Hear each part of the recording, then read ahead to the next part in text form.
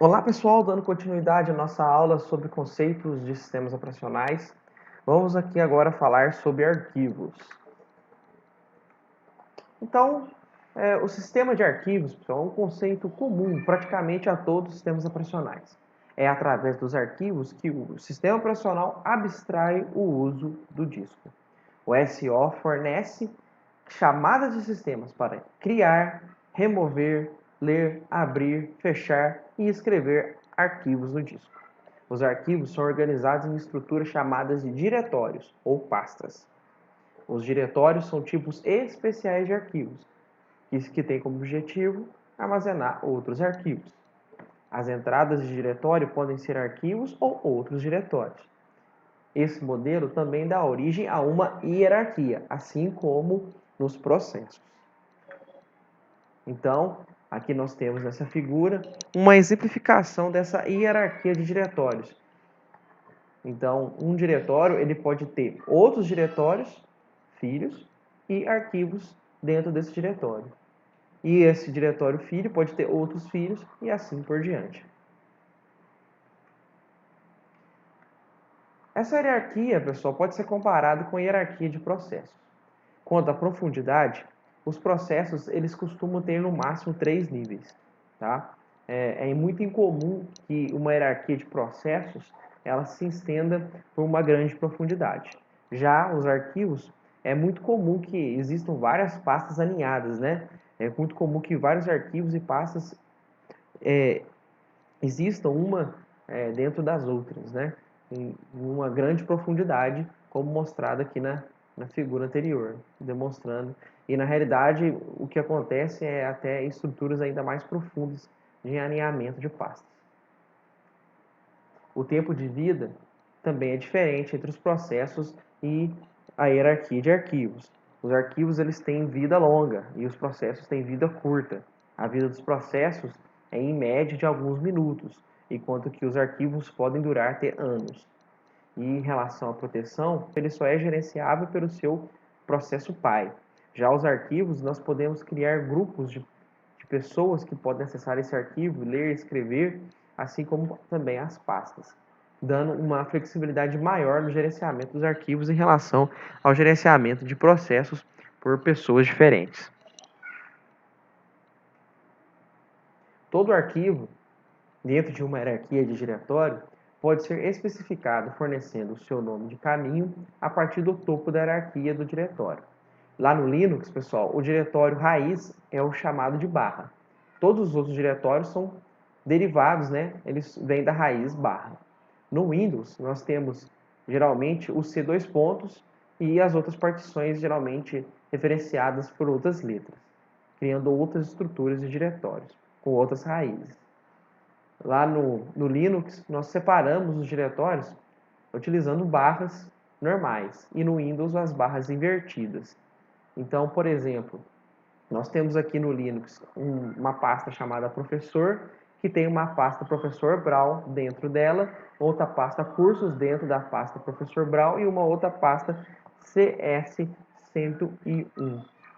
A mesma estrutura no Windows, só que agora separando por barra invertida cada uma das pastas filhas.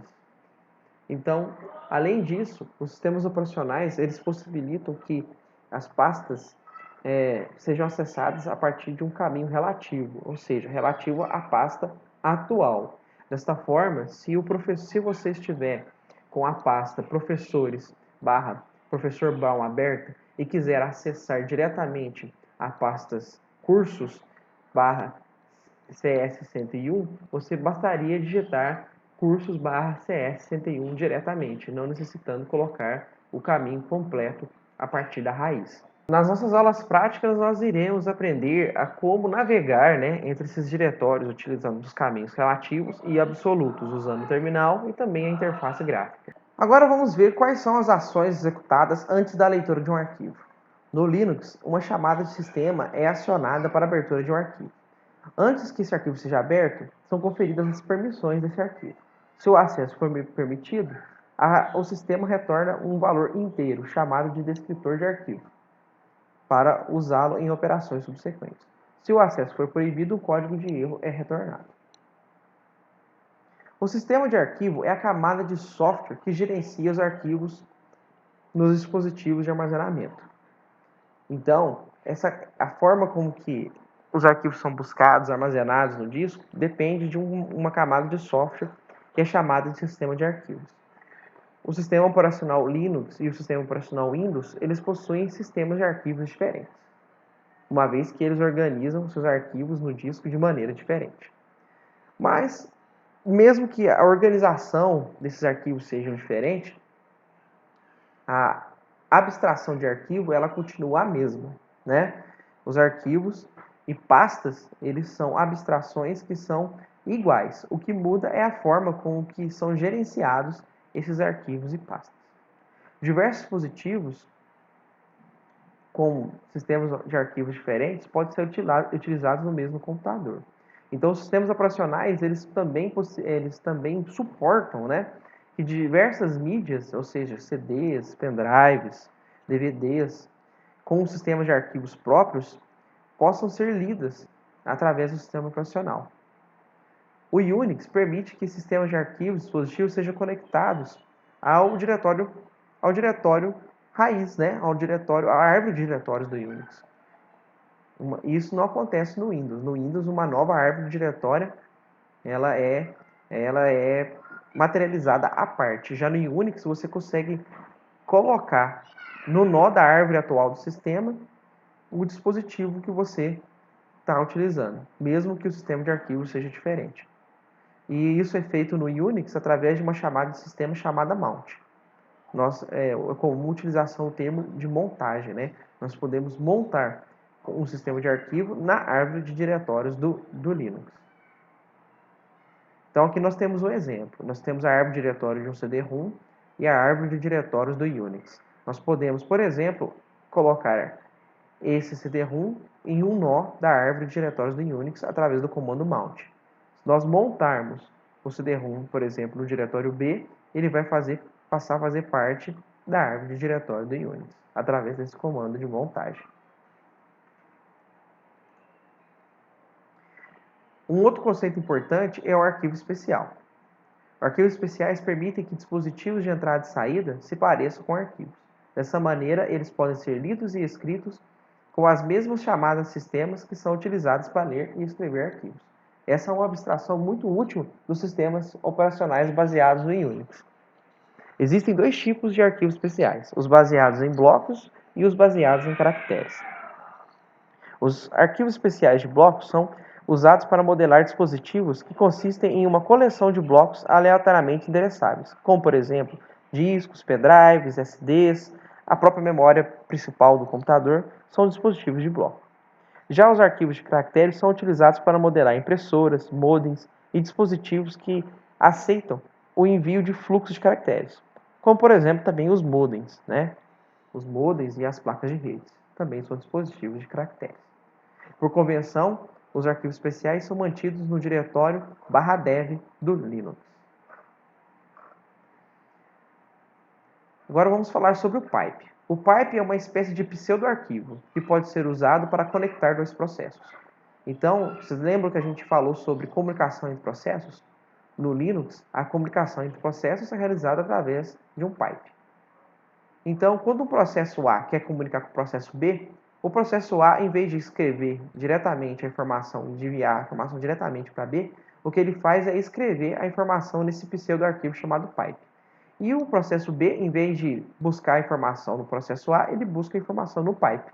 Então, o pipe é um arquivo intermediário. Quando o processo A quer enviar uma informação para B, o processo A escreve no pipe. E o processo B lê do pipe. E o processo inverso também acontece. Quando o processo B quer enviar uma informação para o processo A, ele escreve no pipe e o processo A lê do pipe. Então, o pipe é um arquivo intermediário utilizado para comunicação entre processos no Unix. Nas nossas aulas práticas, nós também poderemos ver como funciona isso através de linha de comando, utilizando o prompt, o shell de comandos. Proteção. O Unix disponibiliza vários mecanismos de proteção a arquivos e sistema.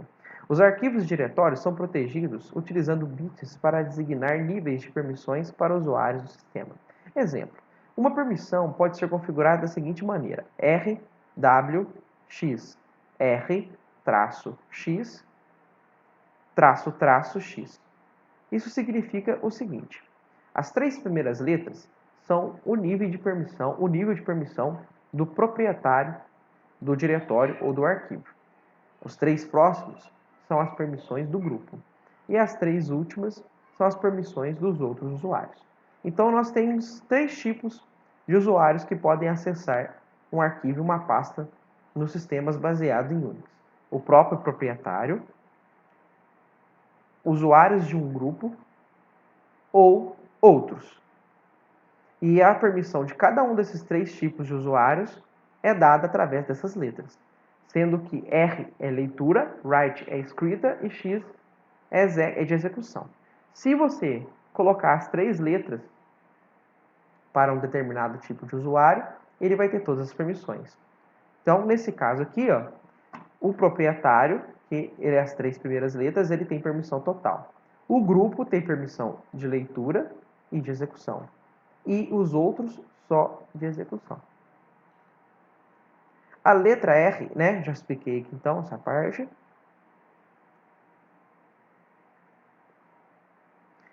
E agora vamos falar sobre o interpretador de comandos ou shell.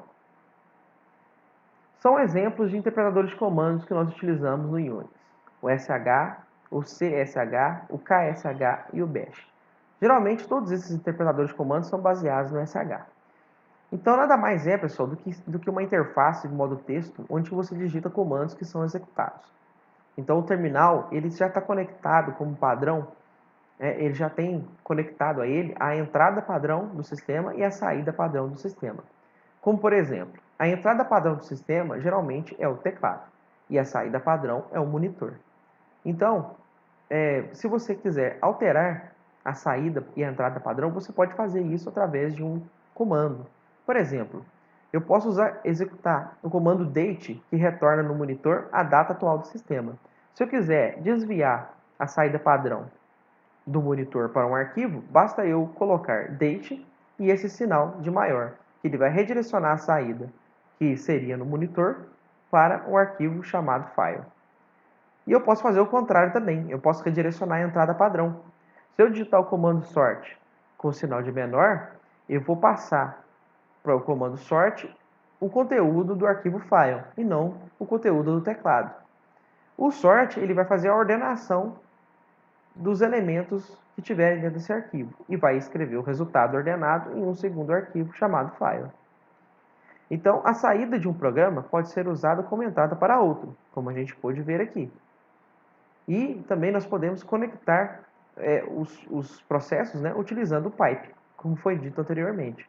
Então, por exemplo, eu posso usar o comando cat, que exibe o conteúdo de arquivos, para exibir conteúdo de 3 arquivos. E eu posso mandar o conteúdo desses 3 arquivos para um pipe.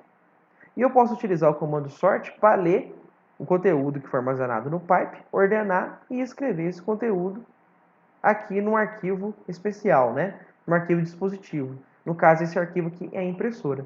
O que eu estou fazendo aqui, então, na prática é ler o conteúdo de 3 arquivos, ordená-lo e mandá-lo para ser impresso, né? Mandá-lo para a impressora. Veja como que é interessante a utilização do pipe e dos comandos no terminal do Linux.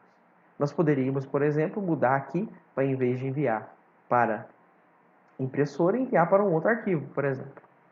Nas nossas aulas práticas, nós iremos trabalhar com esses comandos para vermos como que isso funciona, né, ali em tempo real. Se o usuário coloca um e-comercial após o comando, o shell não espera que ele termine. Em vez disso, ele dá o prompt imediatamente. Se nós não colocarmos, pessoal, o e-comercial, essa ação que ela é executada, enquanto ela é executada, o usuário fica esperando o resultado. Se nós colocarmos o e-comercial aqui, o terminal ele libera o prompt para que nós continuamos executando outras tarefas, enquanto processa a informação aqui que foi solicitada. Tá? Então, o e-comercial ele coloca a execução de um programa, né, de um processo em segundo plano, ou seja, em background. Chamada de sistemas. Nós já explicamos o que é chamada de sistemas e aqui nós temos uma lista de algumas chamadas de sistemas que são utilizadas pelo sistema operacional pelos sistemas operacionais baseados em Unix, né? Como por exemplo o Linux. Então, nós temos uma chamada fork, que é responsável por criar um processo. Nós temos o PID, nós temos um wait PID, que espera que o processo filho seja concluído. execve, que substitui a imagem do núcleo do processo, ou seja, substitui o espaço de endereçamento do processo por um outro programa. O exit, que conclui a execução de um processo e devolve o status. E aqui nós temos várias chamadas relacionadas a arquivos, para abrir arquivos, fechar, ler, escrever e por assim em diante. Nós também temos chamadas de sistemas para criar diretórios, ler diretórios, para criar links, para montar diretórios, né, como foi dito anteriormente, para montar dispositivos externos na árvore de diretórios do Linux e outras diversas chamadas de sistemas. Então, pessoal, o conteúdo que eu tinha para passar para vocês sobre os principais conceitos translacionais eram esses. Agora vocês façam a lista de exercícios, revisem a lista de exercícios que foi dada no período anterior à pandemia, corrijam lá as questões que vocês acharem que estão erradas e eu estarei disponibilizando para vocês também um questionário avaliativo, tá? Na próxima semana, onde vocês irão responder perguntas a respeito desta aula e das aulas anteriores, tá? Então, não esqueçam de comentar o vídeo, participar do fórum e entregar a lista de exercícios. Conto com vocês todos na nossa próxima videoaula. Tchau!